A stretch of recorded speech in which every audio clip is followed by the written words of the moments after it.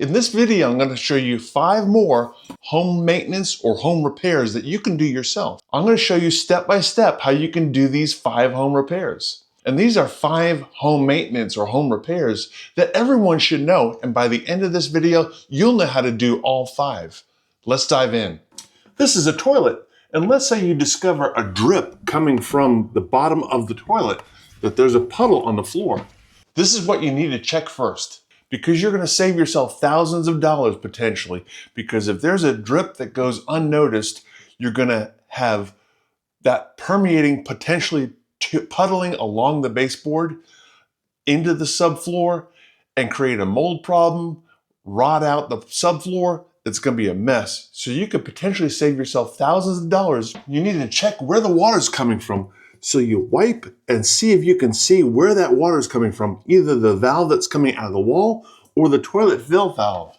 Now chances are that that connection at the valve that comes out of the wall is just slightly loose. So what you can do is either use the right size wrench for that fitting, open-ended adjustable or crescent wrench, or you can use a slip joint or what my dad used to call gas pliers. Now before you go putting the pliers on the polished chrome fitting there, gouging it all up, protect it. Either get you a washcloth to wrap around there and then grip the washcloth, or what I like to do is put a strip of painter's tape around that fitting. Just enough to protect it. And then get your pliers and just give it 1/16 of a turn. And then check again to see if it's dripping. If it's still dripping, make sure it's not running down the line, but actually coming out of that fitting. Then give it another 1/16 of a turn. Not too much. You don't want to crush that washer. If it's still dripping, it may be running down the line. This is hand tight. You can tighten this back up. It took a 32nd of a turn right there. Also, there's a washer between the tank and the fill line. You could snug that up as well. Now, if your problem is the connection at the bottom of the tank and the fill valve, you may actually need to hold the top of the fill valve inside the tank while you turn the nut on the bottom of the tank. Again, you're going to wipe and wait and check again. Now, a big question is, should I use plumber's tape, or what my dad used to call Teflon tape, when connecting that line to that valve? Now, my rule of thumb is, if there's a washer in the bottom of that line that connects to the valve, if there's a washer there, then I don't use Teflon tape or use plumber's tape. This comes in a pack of 5 for about $2.50. It's real cheap, but I tend not to use it unless I have to. Have you got yourself a running toilet that just keeps running and running and running? The problem may be a quick, easy fix for about $4 or $5. It may be the flapper. Now that is inside the tank. Now a good tell to see if you have a problem with your flapper is put a few drops of food coloring in the tank. Then when you lift the lid, if you have any food coloring from the tank inside the bowl, you have a problem with your flapper. That flapper has gotten dried out or brittle, and it happens all the time because of the large chlorine tablets that we put in the tank to keep the bowl clean. That tends to dry out the flapper and doesn't give a good seal for that flapper to close on. And that allows the water to run underneath that flapper and go into the bowl and just run and run and run and run and run. So it's real easy to change the flapper out. Now I start by turning the valve off. Then I'll flush it a couple times. Make sure all the water's out, keeps my hands dry. Now what I like to do is I like to take the flapper with me to the hardware store to make sure I have the right size flapper. Open up the package and remove the right size flapper.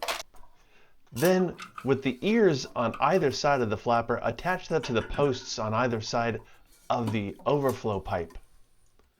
Then attach your chain at the right height. Open up your fill valve and let it fill and check it. Make sure it's not leaking again. And you don't want your sweet tea to taste like rutabaga. and you certainly don't want your water tasting like chlorine. So it's important to change out the water filter and the air filter on your refrigerator. To change out the water filter on your refrigerator, it's either usually a twist, like in my case, or it's a push and click wherever that filter is, like a touch latch on a cabinet. Grab it and twist it counterclockwise. Now I like to save money by buying my water filters and air filters in bulk. Unbox the new filter. If you have a reminder on your refrigerator door, you won't need to put a date on it. If you don't have a reminder on your refrigerator, you may want to take a Sharpie and write the date that you replaced the filter on. Put it in place and give it a twist, locking it into place. Then run water through the door to make sure the air is out of the line. Now for the first couple of cups, you may have some charcoal sediment from the new filter in the cup. Now with my model fridge, it has a drawer that actually holds the carbon filter. I just remove that drawer, slide out the filter, place it with the carbon side out in that tray, and slide it back in the drawer. Then reset your reminder. Options. Scroll down to water filter, which we just replaced. Press and hold to reset. And while we're on the subject of home repair and home maintenance, I'd like to say a quick word about how to listen. You know, there's a thing in psychology called active listening.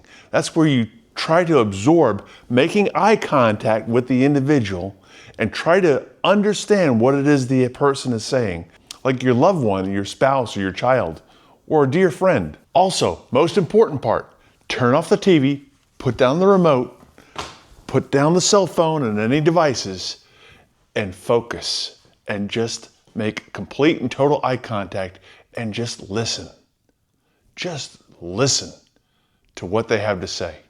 And then put in their own words and repeat back to them what you hear. That's called active listening. And if there's something that you need to apologize for, don't throw in a but, because anytime you hear a but, well, okay, I apologize, but that negates your apology. So don't do that either. I hope this is helpful. For more home improvement, home maintenance, home repair tips, click the image on your screen now. Now, I'm always looking for new ideas, so it gives me great joy to help you with your home repair, home maintenance, home improvement needs. So if I didn't cover it in this video, drop it in the comments below what that area is that you're needing help in, and you may see it in future videos. I'll see you in the next video.